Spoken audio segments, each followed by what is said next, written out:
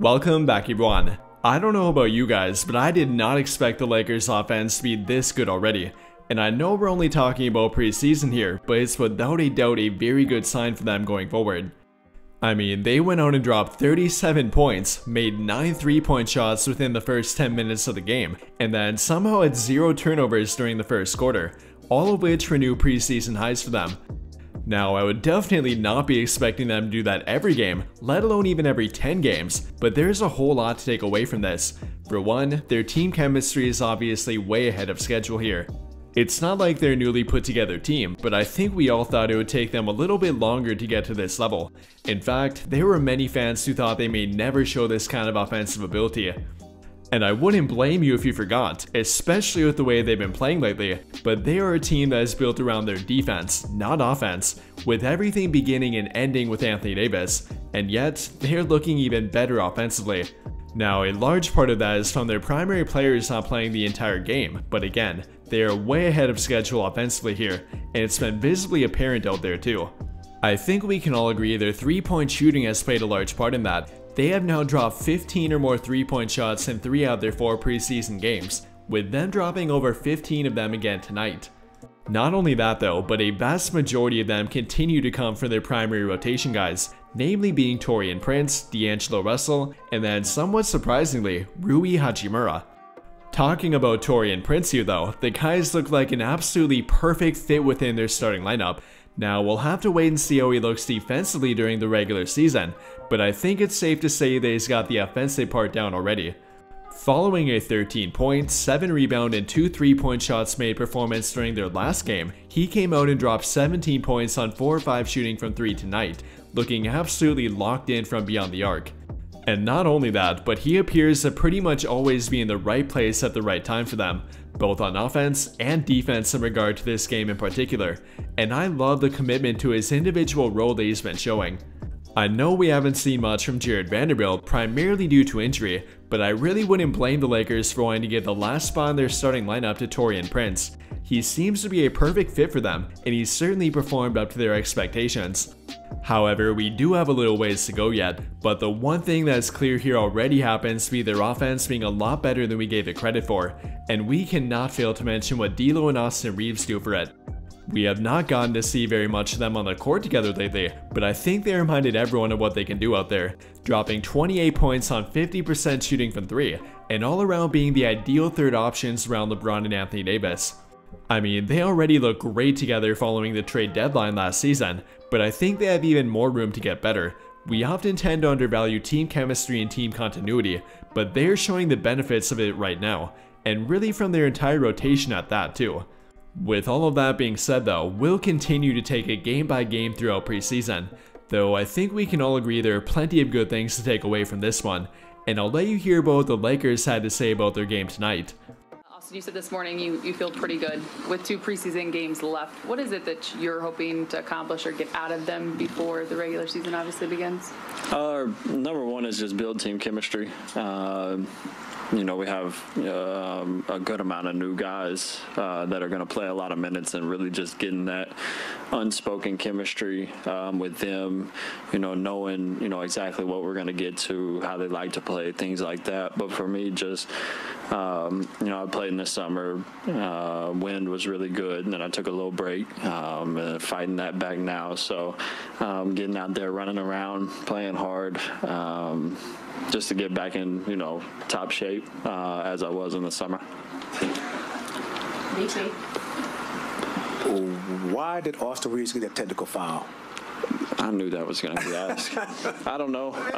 I felt like, yeah, I don't know. That's a great question. No, I just felt like there was a similar play in the first quarter when I pump faked and tried to step through towards the basket to shoot like a little floater, but I talked to the ref about it, and he said it was 2 totally different plays. He said I fouled Steph with my hands. It wasn't my, jumping towards him, and I just asked him because he said he was going into a shooting motion, but I didn't think that, he shot like that. So I don't know. We talked it out, and Yeah, I don't know. My dad texted me about that, and I apologize to the ref, so my bad.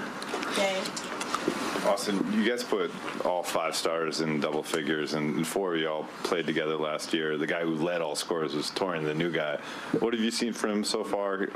Darvin called him the quintessential 3-and-D guy the other day. I just wanted to know how he's fitting in from your vantage point.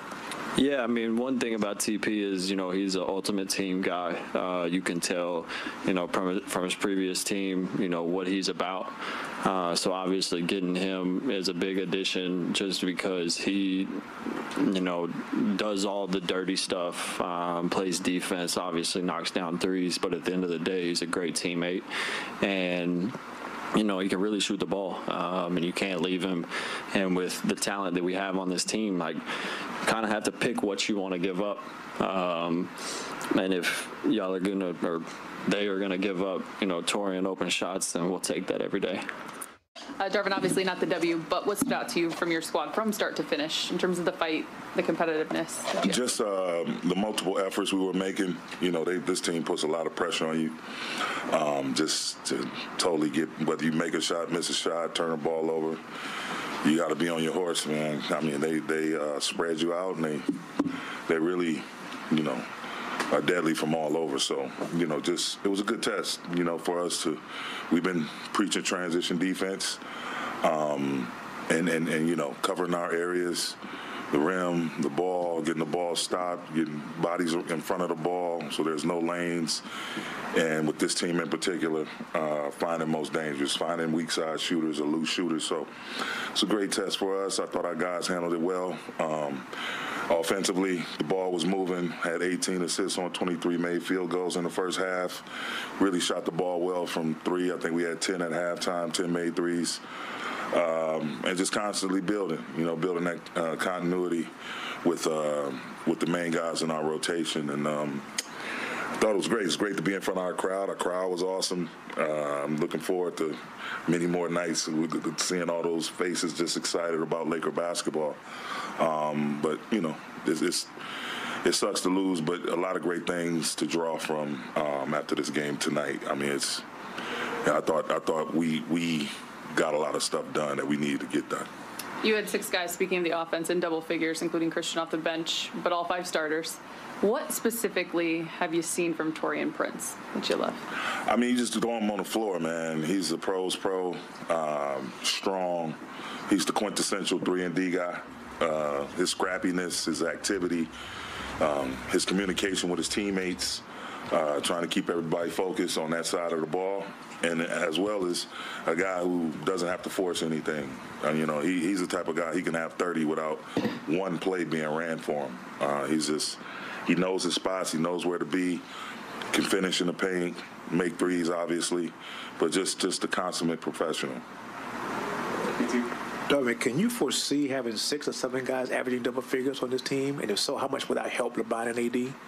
I mean, yeah, I definitely can foresee it. The way we preach playing with the pass, again, we maintain our running habits, maintain our spacing, and getting hits on bodies in terms of setting screens. And again, being willing passers, yeah, there's no doubt in my mind. I mean, just the ball movement is incredible. And yes, that would definitely alleviate.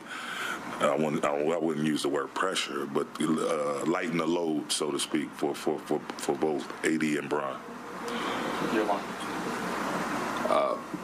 Two quick ones, Darvin. First, Torian has now started the 2 games that you guys have kind of had the rest of the group. Is he the 5th starter? Next question. Okay, and then second one, you guys have played about 5 quarters with the semi-normal rotation. You guys have scored 177 points, which is about 141 per game. It's asked you pregame about the offense, but what can you say about just the level that you guys have been playing at right now? And I know it's only in the preseason, but I just think it's the habits and the connectivity. I mean, we do a lot of breakdowns. Whether it's 2-man pick and rolls, 3-man actions, 4- and 5-man actions. We script a lot, and then we constantly work on concepts and reads. And so having the type of team that we have, everyone can dribble, pass, and shoot. Again, just the unselfishness. moving the ball. That's all it comes down to, really. And again, our mentality to compete individually, collectively, to defend, cover for one another, defend our hearts out, and then offensively to share and sacrifice for your teammates. And as long as that camaraderie and that continuity and communication on the offensive side of the ball continues to grow and build and be consistent, there's no doubt in my mind that the sky's the limit. It's not surprising to me at all. I mean, we have a bunch of offensively talented players and that are willing passers and unselfish by nature.